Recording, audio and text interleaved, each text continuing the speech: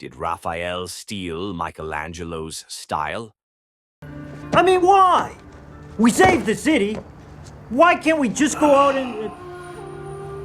In modern art culture, when one artist takes another artist's style, it has a name: biting. I got a good episode today about biting, like biting styles. Some artists see it as disrespect, their hard work taken too easily. Others see it as respect, proof the work mattered enough to influence someone else. Even among the great masters, this wasn't settled. So what do we call this moment? Was Raphael honoring Michelangelo, or taking what he discovered and making it his own? Before any of these paintings were famous, these artists weren't legends. They were co-workers. Rome and Florence weren't huge cities. The same patrons hired them. They heard about each other constantly. Leonardo was older, already known, already respected, but unpredictable. Michelangelo was younger, intense, competitive, convinced effort proved truth. Raphael was the new arrival, talented, observant, learning from everyone around him. They didn't live in separate eras. They lived in the same streets, walked past the same buildings, worked for the same pope, and saw each other's work while it was still being made. So the Renaissance wasn't history yet. It was just artists reacting to each other in real time. Rome, 1510. Michelangelo is working above everyone else, literally. Alone on wooden scaffolding, covering the ceiling of the Sistine Chapel with figures no one has seen yet. The work is supposed to stay hidden until it's finished. But outside the chapel, another painter's style suddenly changes. Raphael. His figures become heavier, more muscular, more sculptural. Almost as if he'd studied Michelangelo's work before anyone else was allowed to see it, and Michelangelo believed exactly that. The change before Rome. Raphael painted harmony, soft bodies, calm balance, clear emotion. Then, while Michelangelo's ceiling progresses, Raphael's figures change quickly. Powerful anatomy, twisting poses, bodies built like sculpture instead of painted illusion. Michelangelo didn't just think Raphael was influenced. He believed his work had been seen before it was meant to be. To him, the ceiling wasn't just a project. It was a revelation meant to appear all at once. If someone studied it early, the impact would be reduced forever. Suspicion.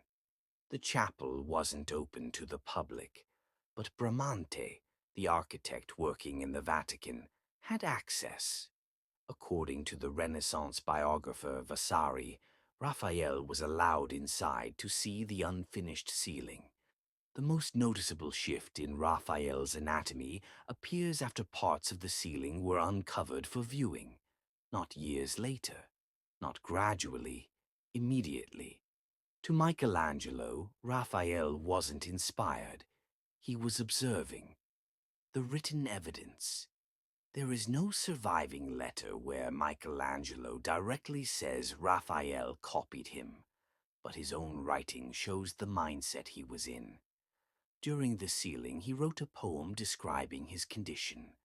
My beard points toward heaven. My brain is crushed inside a casket. My chest twists like a harp. He also wrote to his family about isolation and misery while working, insisting he had no friends and lived in distress. These letters show how protective he was of the project before anyone saw it. We also know his philosophy of art. He said, "The true work of art is but a shadow of the divine perfection." And he rejected imitation, believing an artist must invent rather than repeat. So when Raphael's anatomy suddenly matched his discoveries, it wouldn't feel like admiration. It would feel like exposure. The story that Raphael saw the ceiling comes from Giorgio Vasari's Lives of the Artists, written soon after. Vasari says Bramante allowed Raphael to view the unfinished work, and Raphael's manner improved afterward. Whether perfectly accurate or not, people at the time already believed it. Raphael between two minds, but Raphael didn't arrive in Rome without influences. Before Michelangelo, there was Leonardo. From Leonardo, he learned softness, faces that feel alive, gestures that feel human, emotion without force. His earlier paintings show it clearly. Gentle movement, perfect balance, harmony first. Then Rome happens. Michelangelo paints bodies like carved stone, weight, tension, effort visible in every muscle. And Raphael's figures transform. They keep Leonardo's calm, but gain Michelangelo's strength, not replacing one master with another, combining both. The School of Athens. Raphael paints the School of Athens in the Vatican.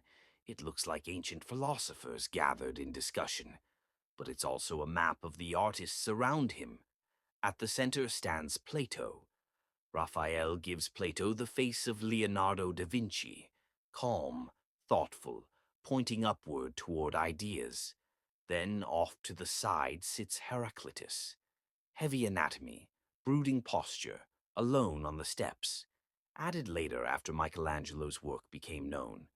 Modeled unmistakably after Michelangelo himself. Not interacting, not participating. Thinking alone. Raphael didn't conceal the resemblance.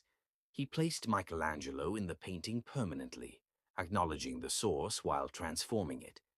Leonardo placed at the center of harmony. Michelangelo placed apart from it. What it means. Raphael wasn't choosing between them. He was understanding both. Leonardo represented observation and knowledge. Michelangelo represented struggle and creation. Michelangelo believed art came from removing everything unnecessary until truth remained. Raphael believed art came from organizing what already existed into harmony. So one artist protected originality, the other refined influence. We don't have a recorded confrontation, no argument preserved in writing, only the paintings. One artist refined what he saw into balance, the other created from isolation and effort. History doesn't answer the question directly, it only shows the result. Three artists working at the same time, and art changing because of all of them. Their work was finished. The question never was,